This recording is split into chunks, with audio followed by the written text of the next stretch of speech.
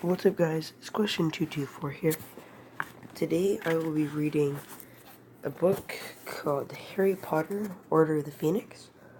This is something new I just want to try, so I'm going to read one chapter total of Harry Potter, Order of the Phoenix. I have every page here. Don't mind the sloppy editing. I haven't edited these at all. But I'm going to flip through all of these, and then I'll be reading as we go. I will take any advice if you want me to continue doing this. I will read the entire Harry Potter book if you would like me to. I will also get rid of the pictures if needed. Thank you. Here we go.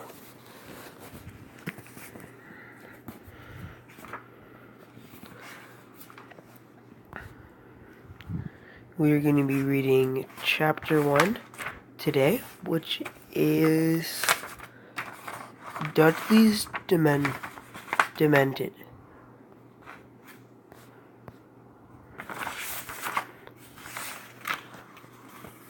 The hot day of the summer was far so drawing at a close, and a drowsy silence lay over the large square house of Privet Drive. Cars that were usually gleaming stood dusty in the drives, and lawns that were once emerald green lay perched in yellow.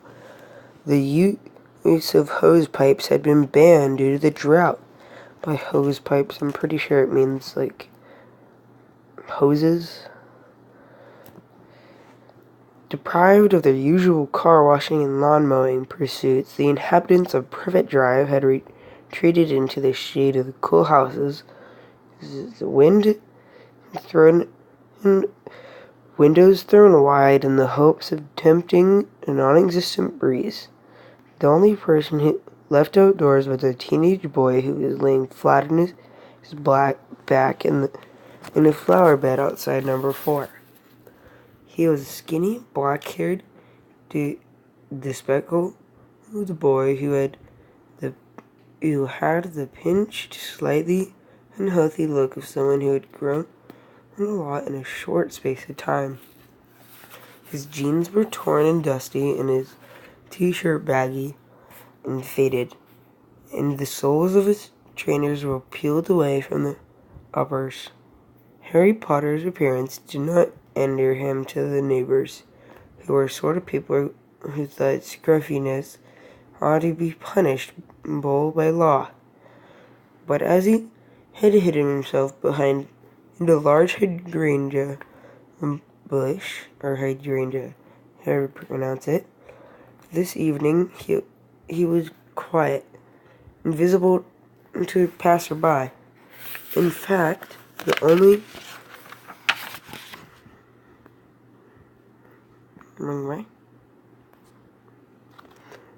way he ought to be spotted was if his Uncle Vernon or Aunt Petunia stuck their heads out the living room window and looked straight down into the flower bed below. On the whole, Harry thought he was going to be congratulated on his deal. Hiding there. He was not very comfortable laying on his back, the hot, hard earth, but yet on the other hand, nobody was glaring at him, grinding their teeth so loudly he could not hear the news, or shooting nasty questions at him, as happened every time he tried sitting down in the living room and watching the television with his aunt and uncle. Almost as though his thoughts had fluttered through the opening window, Vernon Dudley, Harry's uncle, suddenly spoke. Glad to see the boys stop trying to butt in. Where is he, anyway? I don't know, said Aunt Petunia unconcernedly. Not in the house. Uncle Vernon grunted. Watching the news, he said. I don't even know that word. I'd like to know what he's really up to. As if a normal boy cares what's on the news. Dudley hadn't got a clue what's going on. Doubt he even knows who the Prime Minister is. Anyway, it's not it as if there would be anything about his lot, they mean the wizards, on our news. Vernon, shh, said Aunt Petunia. The window's open. Oh, yes. Sorry, dear. The Dursleys fell silent. Harry listened to the jingle of fruit and breakfast cereal, while he watched Mrs. Figg, a batty cat-loving old lady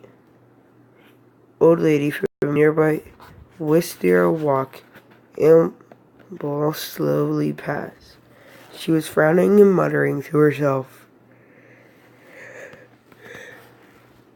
Harry was very pleased that he was concealed behind the bush. Mrs. Figg had recently taken it to ask him around for tea when she met him in the streets. She had run to the corner and vanished from view, and Uncle Vernon's voice floated out of the window again.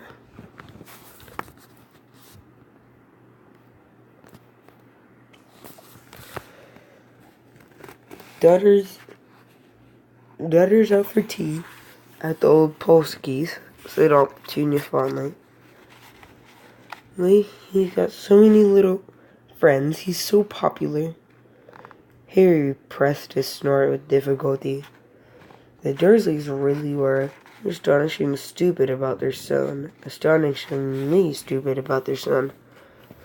Dudley, they had swallowed all of his dim-witted lies about having tea with the different members of his gang. Every night of the summer holidays, Harry knew perfectly well what Dudley. They had not been to tea anywhere. He and his gang spent every evening vandalizing the play park, smoking on the street corners, or throwing stones at passing cars or children. Harry had seen them at it during his evening walks around Little Washington. He had spent most of his holidays wandering the streets, scavenging newspapers from bins along the way. The opening notes of the music that had hurtled the 7 o'clock news reached Harry's ears, and his stomach turned over. Perhaps tonight, after a month of waiting, would be the night.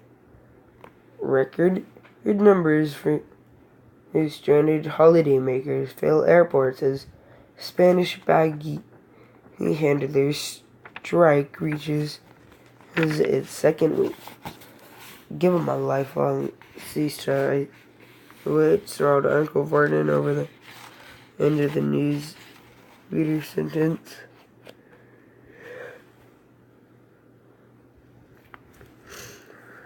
But no matter. Outside in the flower bed, Harry's stomach seemed to unclench. If anything... Sorry, I lost my place. If anything had happened, it would surely have been the first item on the news. Death and destruction were more important things than standard holidaymakers. He let out a long, slow breath of relief. And stared up at the brilliant blue sky. Every day his summer had been the same. The tension, the extraction, the temporary relief, and then a mounting sensation again. And always growing more insane all the time. The question of why no one had happened yet. Nothing had happened yet. He kept listening just in case there was some small clue, not recognized for what it really was by the Muggles. An unexplained disappearance, perhaps. It may be a strange accident. But it's lagging crazy.